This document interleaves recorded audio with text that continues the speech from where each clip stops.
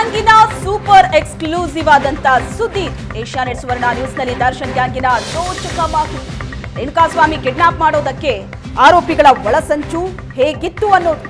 ದರ್ಶನ್ ಸೂಚನೆಯಂತೆ ಕಿಡ್ನಾಪ್ಗೆ ಪವನ್ ಮತ್ತು ವಿನಯ್ ಪ್ಲಾನ್ ಮಾಡ್ತಾರೆ. ದರ್ಶನ್ ಅಭಿಮಾನಿಗಳ ಸಂಘದ ಅಧ್ಯಕ್ಷ ರಾಘವೇಂದ್ರನನ್ನ ಸಂಪರ್ಕ ಮಾಡ್ತಾರೆ. ರೇಣುಕಾಸ್ವಾಮಿ ಕಿಡ್ನಾಪ್ಗೆ ಬಾಸ್ ಹೇಳಿದ್ದಾರೆ ಅಂತ ಪವನ್ ಮತ್ತು ವಿನಯ್ ರಾಘವೇಂದ್ರ ಹೇಳ್ತಾರೆ. ರೇಣುಕಾಸ್ವಾಮಿ ಕಿಡ್ನಾಪ್ ಮಾಡುವಂತೆ ರಾಘವೇಂದ್ರಗೆ ಸೂಚನೆ ಕೊಟ್ಟಿದ್ದೆ ಪವನ್ ಮತ್ತು ವಿನಯ್. ದರ್ಶನ್ ಅಣತಿಯಂತೆ ಕಿಡ್ನಾಪ್ ಮಾಡೋ ಉದ್ದೇಶದಿಂದ ರೇಣುಕಾಸ್ವಾಮಿ ಜೊತೆ ಪವನ್ ಚಾಟ್ ಮಾಡಿದ್ದ. ಜೂನ್ 7ರಂದು ಕೋರ್ಟ್ ಬಳಿ ಇದ್ದೀನಿ ಅಂತ ರೇಣುಕಾಸ್ವಾಮಿ ಮೆಸೇಜ್ ಮಾಡ್ತಾರೆ. ದರ್ಶನ್ ಹೇಳದಂತೆ ರೇಣುಕಾಸ್ವಾಮಿಯ ಕಿಡ್ನಾಪ್ ಆಗುತ್ತೆ. ಜೂನ್ 8ರ ಬೆಳಿಗ್ಗೆ 10 ಗಂಟೆಗೆ ರೇಣುಕಾಸ್ವಾಮಿ ಕಿಡ್ನಾಪ್ ಆಗುತ್ತೆ.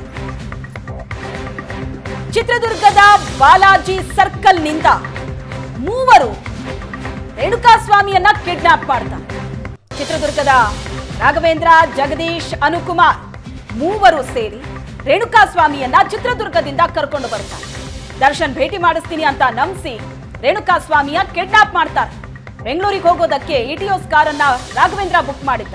ರವಿಶಂಕರ್ ಕಾರಲ್ಲಿ ರೇಣುಕಾಸ್ವಾಮಿಯನ್ನ ಆರೋಪಿಗಳು ಕರ್ಕೊಂಡು ಬರ್ತಾರೆ. ಅದಾದ ನಂತರ ಪಟ್ಟಣಗೆರೆ ಶೆಡ್ ತಲುಪಿದ ನಂತರ ಏನೆಲ್ಲ ಆಯ್ತು ಅನ್ನೋದು ಗೊತ್ತೇ ಇದೆ.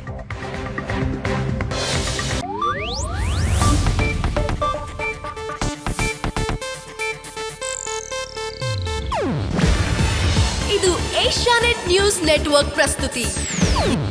ನೀವು ನೋಡ್ತಿದ್ದೀರಾ ಏಷ್ಯಾನೆಟ್ ಸುವರ್ಣ ನ್ಯೂಸ್.